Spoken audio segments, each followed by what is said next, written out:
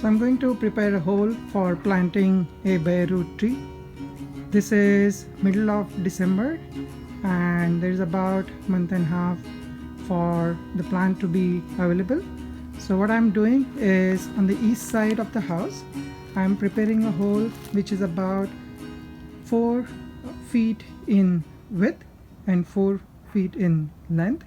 So it's a square hole, and at the center, the deepest part, it's about 3 feet wide, and at the topmost part, the tilled area, is about 5 feet wide. So roughly the tree has about 4 to 5 feet of tilled area for the roots to spread out. The hole is about 1 foot to 1.5 foot deep at the center, and I'm going to mix the native soil together with 20% mixture of coco coir and sand, and then I'm going to also put some gypsum at the base of the hole as well as on the side walls of the hole. I have put gypsum at the base of the hole as well as the side wall in order for the clay soil to not get clumped up over a period of time, and it will aid in draining. And gypsum being organic amendment is not going to harm the tree roots. Instead, it might as well provide some sulfur available for the roots. So the hole is now backfilled with the native soil together with 20% mixture of coco coir sand only in the top few inches of the soil. I created this center rectangle, and that rectangle is about 30 inches wide and 36 inches in length. So that is going to be the primary hole, and that's where I'm going to water once the tree is set in the center, and the water will go in this berm. So for the first year, the tree roots will not get dried out by the surrounding soil. And the second well that I have on the outer side is about 5 feet wide. So that's where I will also water, so the surrounding soil remains moist. So the water will get soaked in from this center well towards the roots, and then from the outer well towards the soil. So the surrounding soil stays moist while the roots get established for the first year. After the year, the roots will enter this area, so then only the outermost well will become the primary watering well. So now that the tree was soaking in water for about a couple of hours, and then the roots are completely absorbed and saturated with moisture. So this tree I'm planting is a burgundy plum. So the same method that I'm using, the hole that was dug and backfilled, I have took out the soil, and then I'm laying out the tree such that the root ball is accommodated within the center hole that I have opened up, and then the root flare is going to be a couple of inches above the native soil. The next step is backfill the hole. So as the tree is going in, once the initial soil is surrounding the main structural roots, the next step is to make sure the tree is standing upright, and then tamp it around the root ball as you go, while shaking the tree so that it's standing upright and is not tilted. Burgundy plum tree is now planted, and I have filled back the soil, created a center berm around the main root ball. That's where the initial root zone is, and then that's where the water will be there for the first year. And then this outer ring has a bigger berm, which is where the water will also get soaked in. So over a period of year or two, the soil around the root zone will be less compacted, and slowly the roots are able to penetrate better.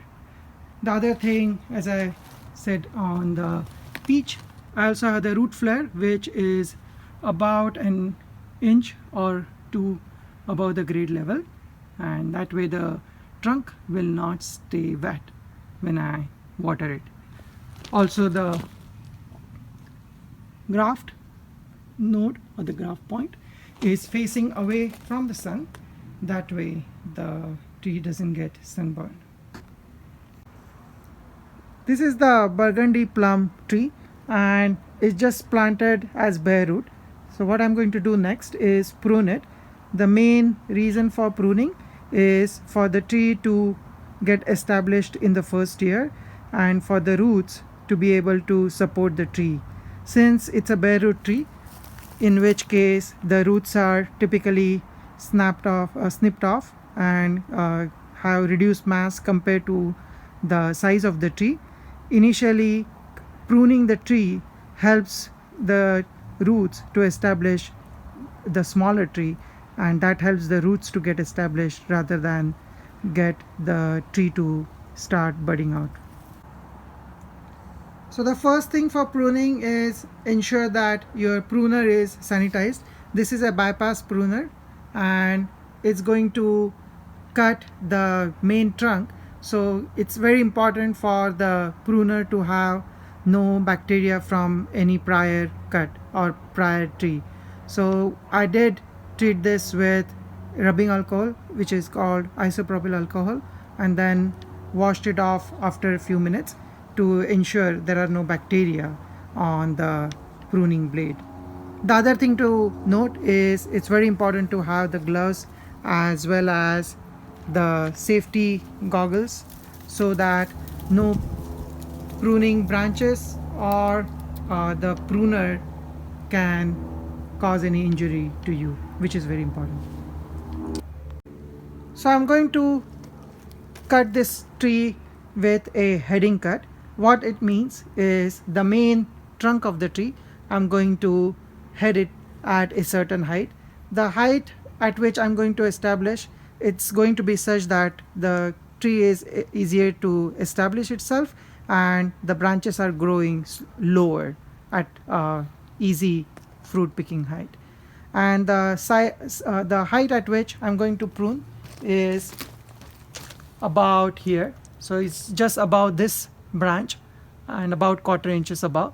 That way this tree will establish all these branches at the lower height rather than the tree getting much taller and shedding the bottom part of the tree.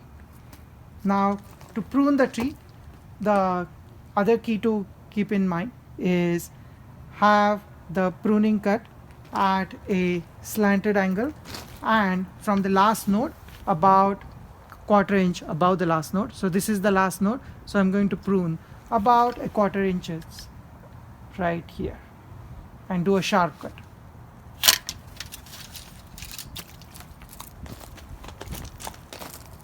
So I have cut almost half of the length of the tree, which is okay, although it seems drastic at first, but once the tree establishes, this is what is going to help the tree in long run. After planting the bare root plum tree, this is the Burgundy plum tree, what I have done as the last step is two things.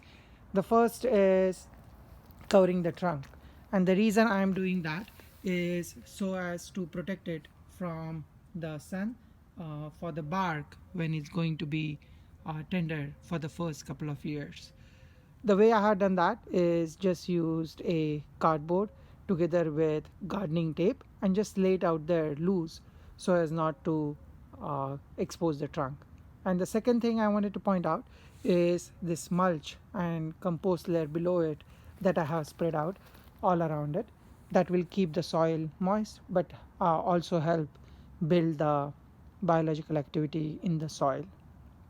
In terms of watering, so the first time you plant the bare root tree, water it in order to fill this entire well. I did water a couple of times so that the tree is well settled, and then after that, unless it becomes bone dry, I will not water it again till early spring when the leaves or buds start to pop up on the trunk. So there you go, that's how you would plant a bare root Burgundy plum tree.